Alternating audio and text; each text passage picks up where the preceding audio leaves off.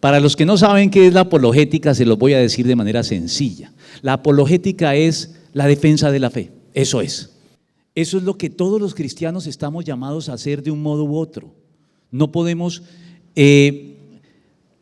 dejar esa actividad solo en manos de los especialistas. Claro, hay especialistas en la labor de defender la fe, pero todos ustedes tienen que defender la fe en el ámbito en que se desenvuelven.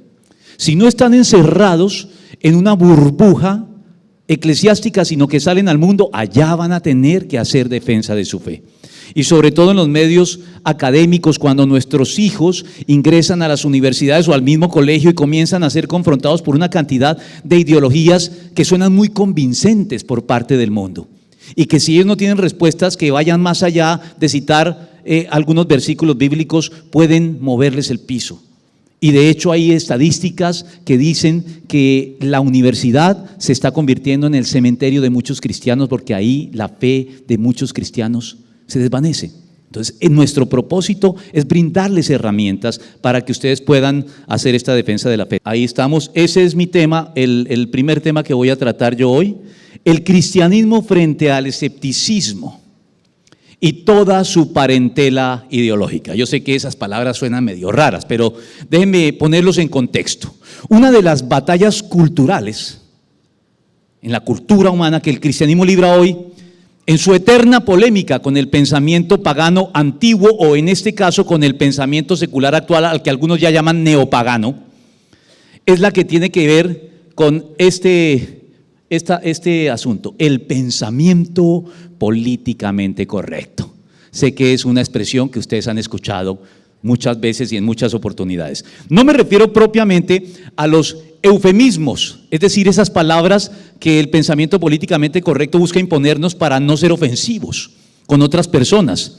Algunos eufemismos que son verdaderamente ridículos. La verdad es que a mí me parece que el pensamiento políticamente correcto se ha excedido. Y dice que para expresarnos bien debemos evitar ciertas palabras y utilizar otras. Podemos señalar, por ejemplo, que ya no es bien visto decir prostituta, aunque es una palabra que está en el diccionario. Ya no es bien visto, hay que decir trabajadora sexual. No es correcto sudar, sino transpirar. Es ofensivo ya señalar la raza de alguien, pues ya no existen las razas. Hoy lo que existen son las etnias. Por consiguiente, ya ni de cariño se le puede decir a alguien negro, así lo sea, sino hay que decirle afrodescendiente. Tampoco se le puede decir blanco al individuo de cabellos y ojos claros y con escasa pigmentación en su piel. Hay que decirle caucásico. Si alguien se nos acerca con mal aliento, es solo impresión nuestra, porque lo que en realidad tiene es halitosis. Y si tiene el pésimo gusto de soltar gases en público, ya no se le puede reprender. Hay que compadecerlo por sus incontinentes flatulencias. Algunos incluso han llegado a creer que político es un eufemismo para corrupto, al punto que algunos dicen que es redundante hablar de políticos corruptos. A tal grado de imperdonable confusión está llegando el pensamiento políticamente correcto. Pero yo quiero detenerme más allá de estas palabras que buscan decirnos cómo debemos expresarnos correctamente, en las ideologías. Detrás del pensamiento políticamente correcto hay algunas ideologías que lo alimentan. Esas son las que están detrás de él. Ideologías que el pensamiento políticamente correcto busca defender, busca promover y busca imponer en oposición al cristianismo. Esas ideologías forman, yo lo veo así como una gran familia. Todas están emparentadas. Forman una gran familia, una parentela a cuyos miembros más reconocidos le vamos a dedicar esta conferencia. Pero antes de hacerlo, como he hablado de ideologías, déjenme definir lo que es una ideología. Una ideología, perdón, me pasé mucho, esto estaba muy sensible. Ideología. Una ideología es un conjunto de ideas que caracterizan a una persona, grupo, época o movimiento y que llevan a suscribirse casi de manera irreflexiva por la simple proximidad o pertenencia al grupo, al movimiento o a la época que las promueve, sin que ya a nadie le importe verificar ni analizar su fuente ni su verdadera correspondencia con los hechos. Son cosas, formas de pensar que nos venden sin haber sido demostradas como si fueran hechos probados, pero no tienen el respaldo de los hechos. La primera de estas ideologías que se encuentran detrás del pensamiento políticamente correcto es esta: el escepticismo. El escepticismo es el papá de la familia, es el padre que engendra a todas las demás, entre las que encontramos también en la misma familia el relativismo, el pluralismo, el multiculturalismo y el subjetivismo, a la que le dedicaremos también en su momento atención. Todas ellas son las que hoy el mundo defiende. El pensamiento políticamente correcto está alimentado por estas ideologías. El escepticismo es el padre de todas ellas, no solo por ser la raíz, conceptualmente hablando es la raíz de todas las demás, sino porque es la más antigua en el tiempo, es la que se remonta más atrás. El escepticismo surge como ideología en la época de los griegos. Fue una escuela filosófica entre los griegos, tenía sede en la misma academia que inauguró el gran filósofo clásico Platón. Y esta escuela filosófica debe su origen, por una parte, hay que decirlo que sí hay ciertas cosas contra las que el escepticismo reaccionó que son exasperantes. Algunos filósofos de la época se sentían exasperados por el dogmatismo rígido, recalcitrante y en muchos casos contencioso, pendenciero, que los colegas de otras escuelas filosóficas exhibían en su defensa de sus ideas. Ellos estaban cansados de esas peleas, de esas pugnas internas entre las diferentes formas de pensamiento. Estaban cansados de esas discusiones y ese es un origen del escepticismo. Tiene como intención tratar de bajarle el tono a tantas disputas acaloradas y virulentas que se daban entre los filósofos de la época. Y otra fuente del escepticismo es la existencia de los filósofos sofistas, fue otra fuente de la que se alimentó. ¿Quiénes eran los sofistas? Yo sé que esas son palabras de pronto que nos suenan extrañas, pero no son tan extrañas como lo van a ver enseguida.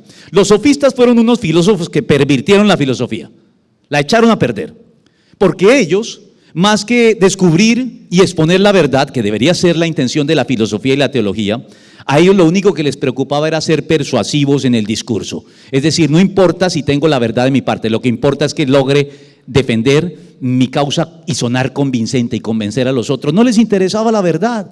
El segundo de estos miembros se llama, aquí está la definición de escepticismo que vale la pena comentarla: ideología que niega la existencia de una verdad objetiva y universal válida para todos, o por lo menos niega la posibilidad de poder llegar a conocerla, aun si existiera. Para ellos, es decir, para los escépticos, todos los juicios que podamos hacer sobre la realidad están siempre condicionados, son parciales y no pueden constituir un cuerpo absoluto de conocimientos. ¿Ven por qué el escepticismo choca con el cristianismo? El cristianismo afirma la existencia de una verdad absoluta, pero ellos dicen no hay verdades absolutas. Debemos dudar de todo. Yo sé que ustedes han escuchado la palabra escéptico y a veces se la atribuyen a alguien para tal vez designar a alguien que no cree en nada. Ese es un escéptico, ese no cree en nada. Pero vamos con la segunda de las ideologías que se encuentran acá: relativismo. El relativismo sería el tío de la familia, por llamarlo de alguna manera, porque refuerza las actitudes del papá. El escepticismo. El relativismo consiste en la afirmación de que no existen absolutos, o dicho de otro modo, que no existe el bien y el mal con validez universal, sino que todo es relativo, todo depende de. Eso nos dice el relativismo, todo es relativo, todo depende de. Es decir, que poéticamente dicho, tal vez el poeta español Ramón de Campoamor fue quien mejor lo definió desde el punto de vista poético. Ramón de Campoamor hizo famoso este verso: en este mundo traidor, nada es verdad ni es mentira, todo es según el color del cristal con que se mira. Ahí tienen el escepticismo bien descrito de forma poética. Ante este panorama, la frase con la que Cantinflas resolvía todas sus discusiones deja de ser absurda, se vuelve muy lógica. ¿Cuál frase de Cantinflas? Cuando en una película en cierta oportunidad él dijo: estoy totalmente de acuerdo contigo, pero pienso todo lo contrario. En el escepticismo eso sería totalmente válido.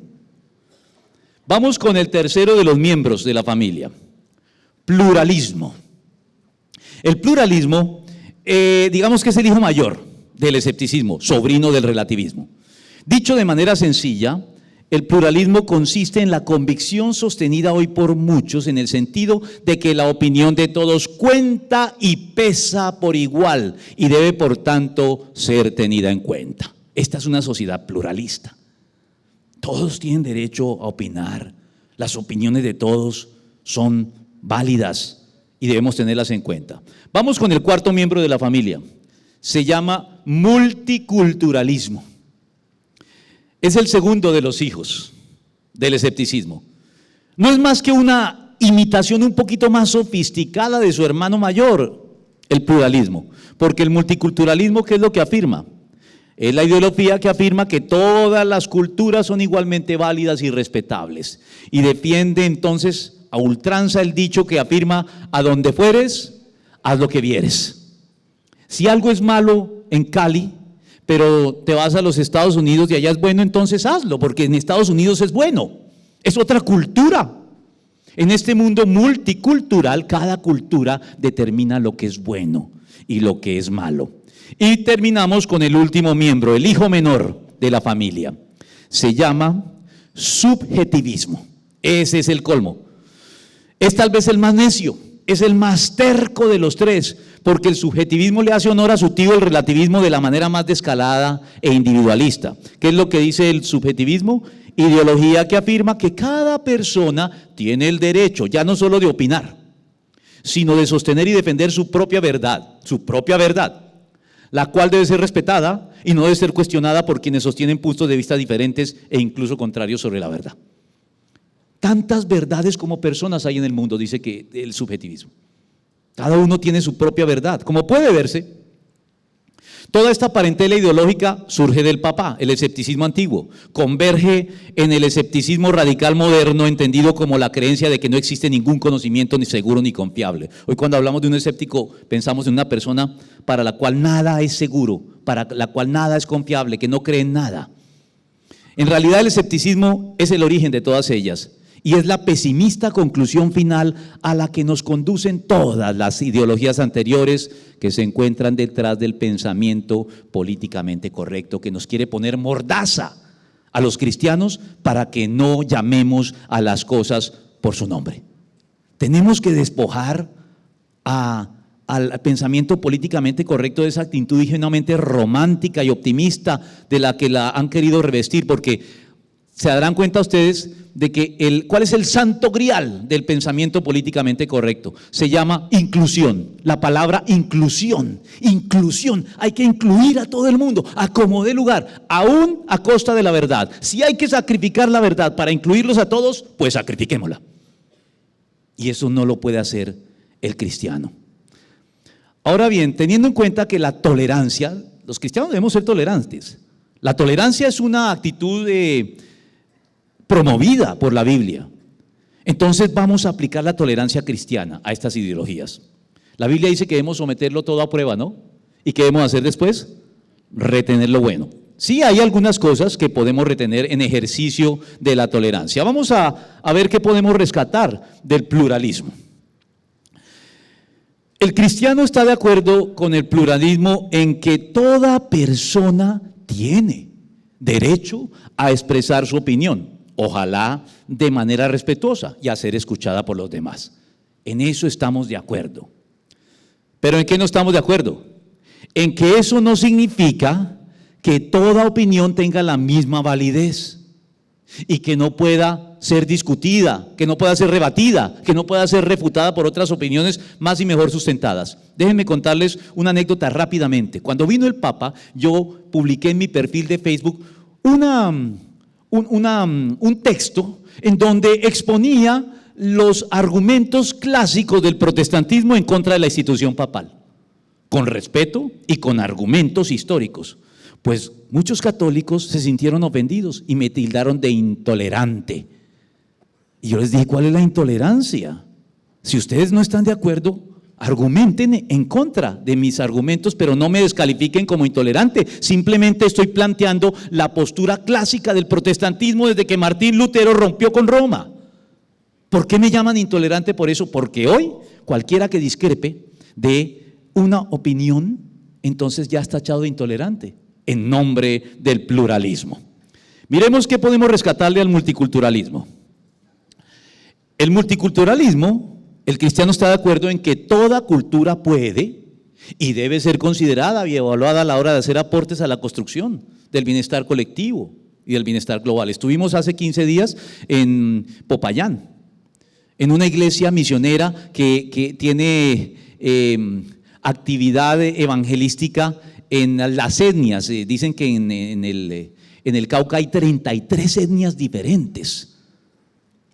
Y ellos van a cada cultura y tratan, hoy los misioneros ya tratan de no imponer la cultura propia sobre el evangelizado, llevarle el evangelio, pero permitir que conserve los aspectos de su cultura que son válidos. Bueno, claro que sí, eso es lo que les estaba diciendo, pero ¿en qué no estamos de acuerdo con el multiculturalismo? En lo siguiente, en que no todos los aspectos de las diferentes culturas humanas son por sí mismos constructivos y están exentos de crítica, sino que hay aspectos de ciertas culturas que tienen un potencial destructivo que debe ser combatido. Por ejemplo, entre los indios de la India, o los hindúes si lo prefieres, aunque son diferentes, una es etnia y la otra es una religión, enterraban a los varones fallecidos junto con sus esposas vivas.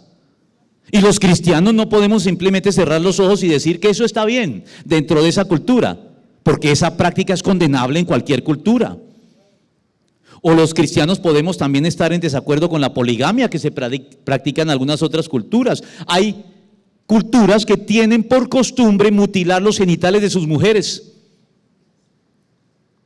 los musulmanes, o hacer trabajar a los niños desde pequeños. Y en nombre del multiculturalismo no podemos quedarnos callados ante estas prácticas culturales a todas luces equivocadas, injustas y crueles, desde la óptica de la razón, desde la óptica del cristianismo, por igual. Asimismo, vamos con la última, el relativismo. El cristianismo le concede al relativismo que no existe ser humano, por capaz, por dotado o por ungido que pueda ver por sí solo la totalidad de la verdad, sino que aún los hombres más brillantes solo pueden ver algunos aspectos más o menos destacados de la verdad. Y por eso estamos de acuerdo con el relativismo de que debemos combatir la actitud soberbia, cerrada y dogmática de muchas personas que pretenden pontificar sobre todo, lo divino y lo humano. Son especialistas en todo, sobre todo en el cristianismo. A veces los dirigentes de algunas iglesias son tan ungidos que ellos todo lo que dicen en cualquier campo es dogma. Y eso es un error porque a veces dicen muchas torpezas, muchas burradas y nos hacen quedar mal a todos los cristianos ante los que lo escuchan. Así que sí, estamos de acuerdo, no hay nadie que sepa todo sobre todos los asuntos, pero al mismo tiempo el cristianismo reconoce que hay aspectos puntuales de la verdad que son tan claros, que son tan evidentes para todo observador desprejuiciado que tienen validez universal. Hay asuntos que no dependen de, por ejemplo, forzar a un niño contra su voluntad a tener relaciones sexuales con un adulto en cualquier cultura está mal, eso no depende de. Eso no es algo que hay que analizar para ver si es verdad o no es verdad. Eso no admite discusión. Hay aspectos de la verdad que son evidentes para todo, que no dependen de nada más. Y en lo que tiene que ver con el subjetivismo, el cristianismo defiende el valor. Vamos con el subjetivismo ahora. ¿Sí pasó ahí? ¿Se me trabó esto? Ya. El subjetivismo defiende el valor de las perspectivas particulares de cada individuo humano. Cada uno tiene experiencias subjetivas que son respetables. Cada uno de nosotros vive las cosas de manera diferente. Y nuestras experiencias, la manera en que tú percibes algo, no deja de ser real, ni puede ser descalificada por el simple hecho de que no la puedas demostrar en un laboratorio de manera concluyente e indiscutible. Sí, la subjetividad forma parte de la vida humana. Eso nos hace seres humanos. Somos personas, es decir, somos sujetos. Y como tal, siempre habrá un elemento de subjetividad en nuestras apreciaciones. Nada que hacer y esto se lo concedemos al subjetivismo. Pero al mismo tiempo, los cristianos tenemos que discrepar de ellos en esto. El subjetivismo está muy lejos de afirmar, el cristianismo está muy lejos de afirmar que la realidad dependa de la perspectiva o la interpretación particular de cada sujeto. ¿Pasó eso? La realidad no depende de la perspectiva o de la interpretación particular que cada uno de nosotros le demos a ella, al punto de que haya tantas realidades diferentes como sujetos que la formulan. Es decir, hay una verdad. No se trata de tu verdad y de mi verdad, y de la verdad de él o de ella. Se trata de la verdad a la que todos finalmente tenemos que rendirnos. Entonces, el subjetivismo también es digno de esta crítica, merece esta crítica. Y quedamos con el último, el papá, el escepticismo. Aquí me voy a detener un poquito. El cristiano en el escepticismo reconoce algo valioso, que es la necesidad de someter a examen las propias creencias y no tragar entero ni dejar a otros que mastiquen las cosas por nosotros. ¿Saben de dónde procede la palabra escéptico? Procede del término griego skeptomai, que significa simplemente examinar. Originalmente un escéptico era alguien que examinaba, no alguien que dudaba de todo por deporte, sino que decía, bueno, déjeme, yo quiero examinar las cosas.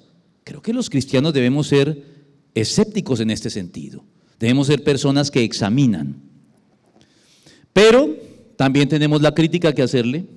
No podemos concluir, con base en lo anterior, que no existe ningún conocimiento seguro ni confiable. Claro, las cosas hay que examinarlas, porque a veces no son lo que aparentan, pero eso no significa que no haya ningún conocimiento seguro ni confiable. Déjenme citar a un escéptico muy famoso del siglo pasado, ateo él, Carl Sagan, el astrónomo de la serie Cosmos. Carl Sagan hizo una afirmación que me gusta mucho. Él dijo en su libro sobre los demonios, no recuerdo ahorita el apellido, pero el título. Pero en ese libro decía, de mala gana, hizo una confesión, este ateo escéptico, de mala gana recurro a mis reservas de escepticismo. De mala gana. Él admite que no le gusta acudir al escepticismo que lo llevó a dudar de todo, porque el escepticismo extremo es algo a lo que siempre los seres humanos vamos a apelar de mala gana. Porque ser escéptico implica enfrentarnos en contra de creencias con las que nacemos, innatas, son inherentes a nuestra condición humana. Por ejemplo, la creencia en Dios es algo innato. Hay un argumento apologético que se llama argumento ontológico, que dice que nadie nace ateo, que el ateo se hace, pero que los seres humanos nacemos con una creencia innata en Dios. Y que los mismos ateos confirman la existencia de Dios, porque para primero negar a Dios tienen que tener una idea previa de Dios, y esa idea previa es con la que todos nacemos. Hay creencias innatas del ser humano, como por ejemplo la existencia de vida después de la muerte, también es innata. Todas las culturas nacen con esa creencia.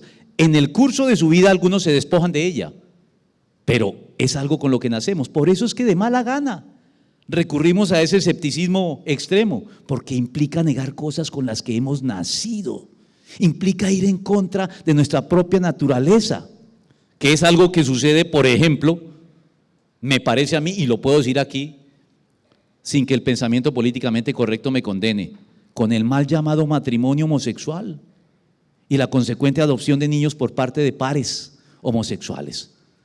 A mí me parece que esto también es algo que de manera innata la naturaleza nos dice, eso no está bien, eso no es correcto. Ahora bien, todas estas corrientes de pensamiento hasta ahora mencionadas y consideradas de manera necesariamente superficial son variaciones de una frase que todos conocemos bien. ¿Cuál es esa frase? Esta frase de un sofista, Protágoras. Él hizo famosa esta frase: el hombre es la medida de todas las cosas. Pues el cristianismo sostiene algo diametralmente diferente. Dios es la medida de todas las cosas. Por lo tanto, el hombre no puede ser también la medida de todas las cosas, a no ser que nos refiramos exclusivamente a Dios hecho hombre en la persona de Cristo. Porque cuando los hombres a secas se levantan como la medida de todas las cosas, la confusión moral y de todo tipo va a aparecer con fuerza, con todas las perjudiciales consecuencias para la convivencia humana, para una vida digna, para una vida justa, porque la verdad se transforma en una cuestión de interpretación personal, la verdad se vuelve un asunto de opinión y nada más, y eso genera desorden, genera injusticia a nuestro alrededor. Agustín, el gran teólogo de la antigüedad, antes de convertirse a Cristo, fue un escéptico formal. Él formó parte del escepticismo como escuela filosófica de la academia, pero llegó al cristianismo. Y una vez que se convirtió, una vez que abandonó el escepticismo, entre otras doctrinas que suscribió antes de convertirse, se convirtió en un crítico incisivo del escepticismo. Se volvió un azote de los escépticos, porque como había estado dentro del escepticismo y era un hombre tan brillante, él vio todas las inconsistencias y los escépticos querían pagar un sicario para que silenciara a Agustín, porque puso en evidencia todas sus contradicciones con agudeza, con contundencia. Él lo hizo de ese modo. Piénsenlo bien. El escepticismo afirma dogmáticamente que no existen dogmas de ningún tipo. Afirma dogmáticamente que no existen dogmas de ningún tipo. Se está contradiciendo a sí mismo cuando hace esta afirmación.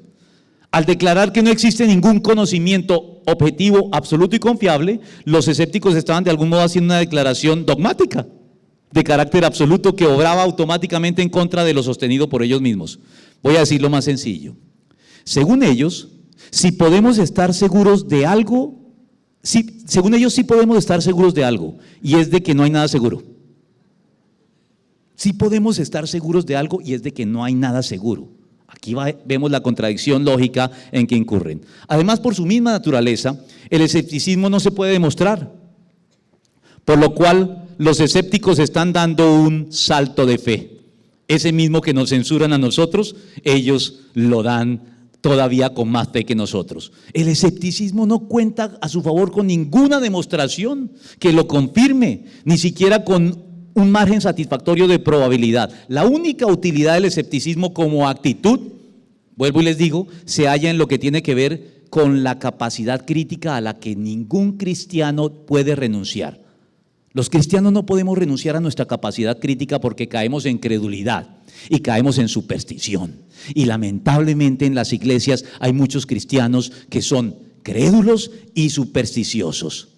Por eso aquí sí le doy la razón a un pensador judío, que fue un gran escritor sobre arte, Isaiah Berlin. Él dijo, el escepticismo, perdón, este no es Isaiah Berlin, este es Fred Heeren. ¿Qué pasó aquí?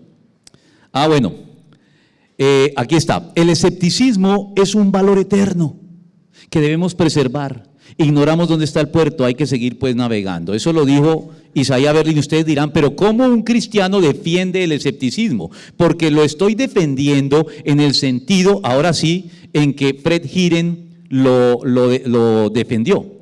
Si a un escéptico lo definimos como aquella persona que examina cada creencia en vez de dejar a otros que piensen por él, tenemos un escepticismo sano que se aviene tanto con la ciencia como con la Biblia. Ahí encajamos los cristianos. Ese es el perfil que los cristianos debemos tener, porque si no, ¿saben qué? Caemos en la fe de carbonero. ¿Saben ustedes lo que es la fe de carbonero? ¿Han oído la expresión? Cuando alguien les diga que ustedes como cristianos tienen fe de carbonero, siéntanse ofendidos, porque los están tratando de ofender. Les están diciendo que tienen una fe ciega, que no está en capacidad de dar razón de lo que cree. Esa expresión surge de un carbonero de Ávila, por allá en España, en el siglo XV. Se dice que era un carbonero muy conocido por la comunidad, a quien en cierta oportunidad se acercaron y le preguntaron, bueno, y al fin de cuentas, ¿tú en qué crees? Y él dijo, yo creo pues en lo que cree la Santa Madre Iglesia. Y enseguida le volvieron a preguntar, bueno, ¿y en qué cree la Santa Madre Iglesia? Pues en lo que yo creo.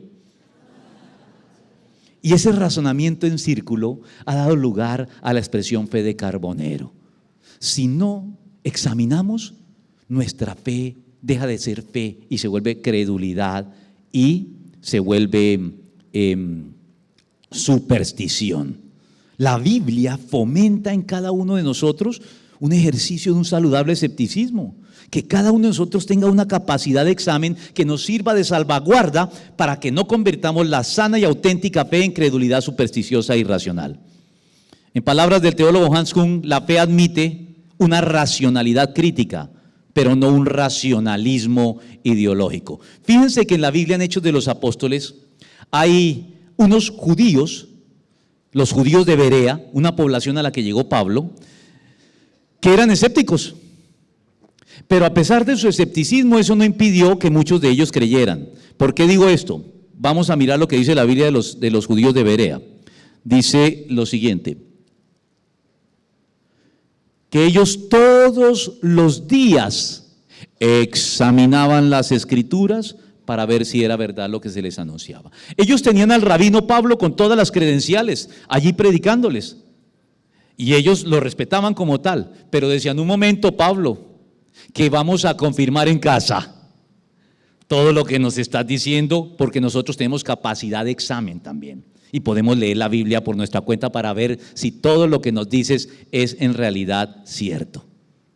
Eso es lo que tenemos de rescatable en la actitud escéptica, pero más allá de eso, creo que el escepticismo es muy perjudicial. Y al igual que le sucede a su padre el escepticismo, todos los demás miembros de esta familia ideológica se terminan refutando a sí mismos. No voy a entrar en este ejercicio, pero esto es un congreso introductorio a la apologética. Pero muchos pensadores cristianos han demostrado con rigor lógico que todas estas ideologías se caen por la base. Todas se contradicen a sí mismos. Porque todas las afirmaciones presuntamente abiertas, incluyentes, flexibles, de relativistas, pluralistas, multiculturalistas por igual, son tan dogmáticas como las que ellos pretenden refutar pronunciadas por el cristianismo. Porque si todo es relativo, como lo afirma el relativismo, ¿por qué habría alguien entonces de suscribir la postura de los relativistas? ¿Cómo pueden ellos reclamar mayor validez para su postura si sostienen que todas las posturas son igualmente válidas? Piensen en eso. ¿Por qué debo ser relativista si al fin y al cabo el relativismo dice que todas las posturas son válidas? ¿Con qué argumentos pueden convencer a quien piensa que no todo es relativo sin traicionar al mismo tiempo su relativismo? Al fin y al cabo, ¿no indica el más elemental principio de no contradicción que algo no puede ser verdad y mentira al mismo tiempo y en la misma relación? Así, si lo que dicen los relativistas es cierto, entonces lo que dicen quienes combaten el relativismo debe ser mentira o viceversa. Y si ellos admiten esto último, están contradiciendo su postura al hacerlo. Si argumentan a favor de su postura, terminan contradiciéndola. Y si no lo hacen, pierden cualquier poder de convicción a favor de ella. No tienen nada que hacer. Y lo mismo se extiende a todo el resto de miembros de esta familia. La lógica más básica nos indica que no todo depende de, porque aún escépticos, relativistas, multiculturalistas, pluralistas, subjetivistas, de todo pelambre, tienen que estar de acuerdo, por ejemplo, con la llamada regla de oro, que proviene de la Biblia. ¿Quién no está de acuerdo con la regla de oro? Al menos con su formulación más conocida, que no es la bíblica. La formulación más conocida de la regla de oro, si ustedes han estado atentos a las predicaciones del pastor Ariel, aquí dice: no hagas a otros lo que no quieras que te hagan a ti. ¿Quién no está de acuerdo con eso? Eso es cierto. Y al hacerlo, están admitiendo que hay asuntos en que no se trata de mi verdad, de tu verdad, se trata de la verdad, una verdad que no depende del punto de vista de cada cual, ni de todos juntos. Es verdad aquí, en la Patagonia, en la Conchinchina por igual, al margen de que la reconozcas o no como tal.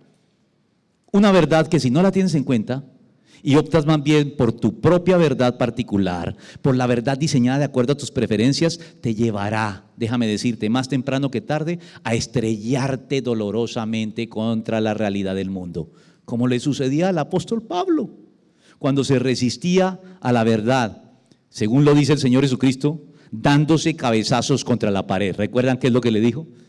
Pablo, Saulo, ¿por qué me persigues? ¿Qué sacas con darte cabezazos contra la pared? Eso es lo que hacen todos los que suscriben estas ideologías. Definitivamente el hombre no es la medida de todas las cosas. Y debemos agradecer que así sea, porque de lo contrario no habría manera de dirimir las diferencias al no poder apelar a una autoridad superior a la humana. Pero los cristianos apelamos a una autoridad superior a la humana, la autoridad divina de aquel que al hacerse hombre se presentó a sí mismo diciendo: yo soy el camino, la verdad y la vida. Una verdad a la cual es mejor que ajustemos y alineemos nuestras verdades particulares para nuestro bien y nuestro beneficio, tanto temporal como eterno.